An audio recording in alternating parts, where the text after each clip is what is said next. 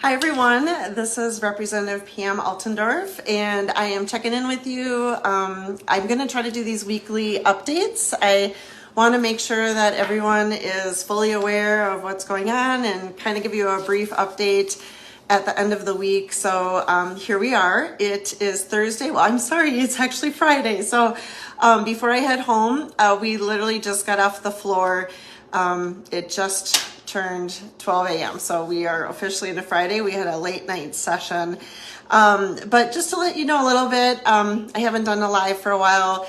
The days are busy. There's many days I get here at 7:30 a.m. and I'm leaving or getting home at 8:30. So they've been jam packed. And just to give you an idea, on Monday, we were told, and sorry, I don't have the exact numbers, but it was like as of Monday, something like 260 bills in a normal year would have been introduced, and we were at almost triple that.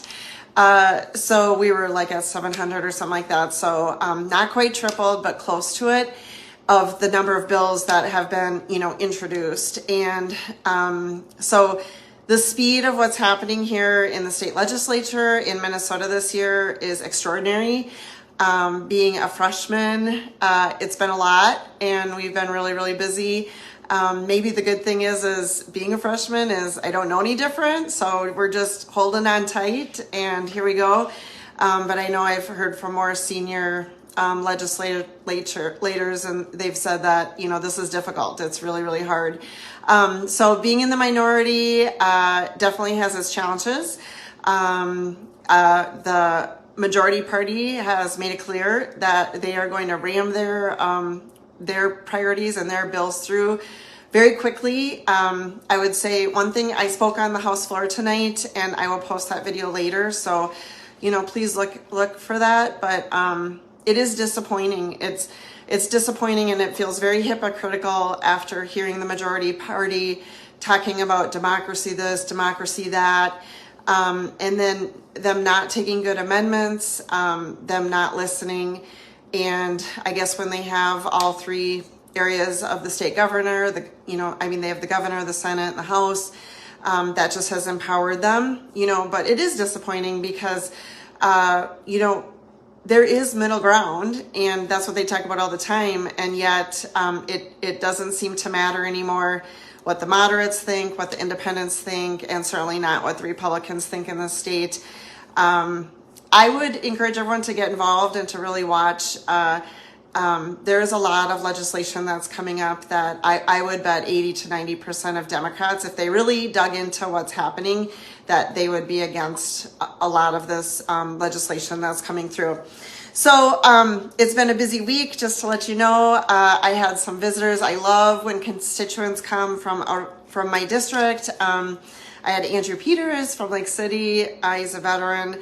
Stop by. He also has a lot of background working here, or being a lobbyist type in the state legislature. And then it was really fun. We had one day we had both the mayor from Wabasha, so it was Emily, and some of the city council members. And then later that day, I also had Mayor Mike Wilson and some of the city council members from Red Wing. So that was super great. I love having people from the district come.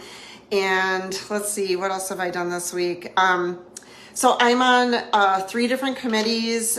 We've been taking a lot of votes and, in the committees. And again, the minority party, we offer amendments, or we try to represent our districts, or we try to just offer good common ground things. But I don't know if I've seen them accept an amendment in any of my committees.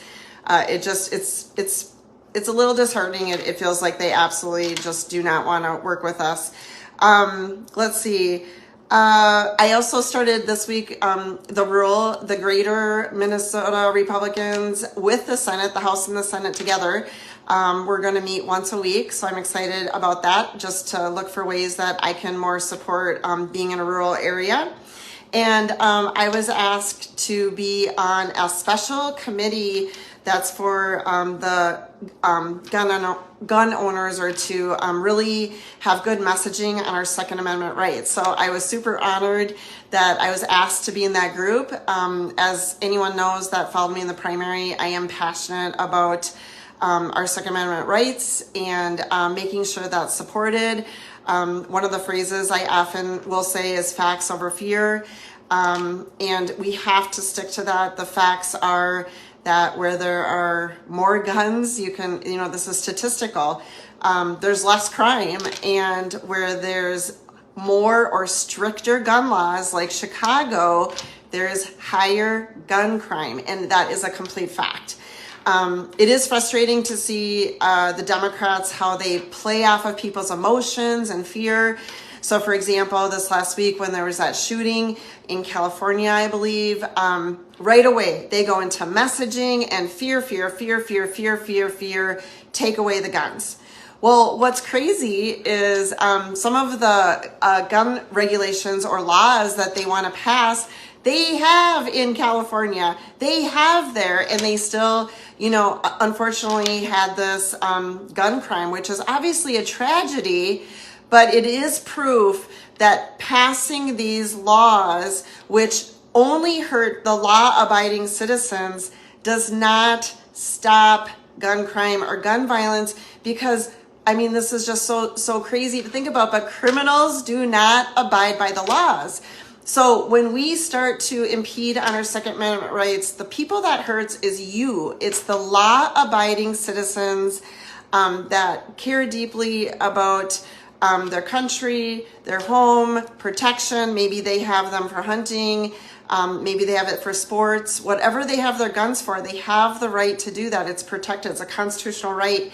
And I will always stand strong for that. So with that, I didn't want to get this too long. So if you've been with me this whole time, tonight on the floor, we started at 3:30 and we literally just finished at about 11:50 p.m. So it was a long floor session. It was on their energy bill, their 2040 energy bill, which all of the Republicans started lovingly calling the blackout bill. And like I said, I was able to speak on the phone. I spoke up for our rural area. I spoke up for the co-ops, which their voices were not heard by the Democrats. That's 1/3 of our energy grid in Minnesota is the co-ops and the municipalities.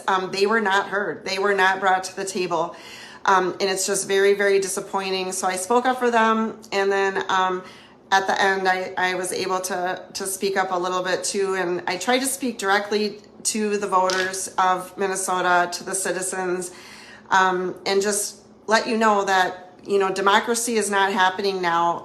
We've been hijacked by a very extreme left-leaning group, and people need to pay attention. We want to protect our state and really put a little pressure on them to not take us over the left edge, right?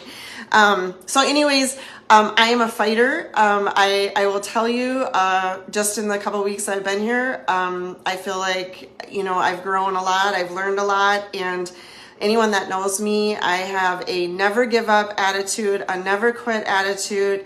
And so even though we're in the minority and we might not be winning on the votes, I'm going to say we have wins every day. We have wins on messaging. The Republican Party, I love, has really come together. We've solidified. And oh my gosh, we have such a completely awesome freshman class. So sorry, I got to brag on y'all a little bit, but there's 25 of us. And just wonderful, wonderful people that love Minnesota, love America, and love freedom. Just such good people that God has brought all together. So just know, if you're a conservative, we're fighting for you. If you're an independent or moderate or a common sense Democrat, we're fighting for you. And we're going to try to put the brakes on some of these laws that they're trying to ram through that we really do feel like could be very detrimental and harmful to Minnesota. So I just want to let you know, I want to give a recap, keep you up to date, but I love you. I appreciate your prayers. We need them here. So please keep the prayers coming for all of us, for everyone in Minnesota. And just know that I'm here fighting for you. And post in the comments if there's ever, questions you have. Reach out if you'd like to set up a meeting. But I appreciate everyone in our district, and I'm here to represent and to do the very best I can for each and every one of you. Okay, good night. Love you. It's 12:10 a.m. and I'm heading home, so be home in about an hour. Bye.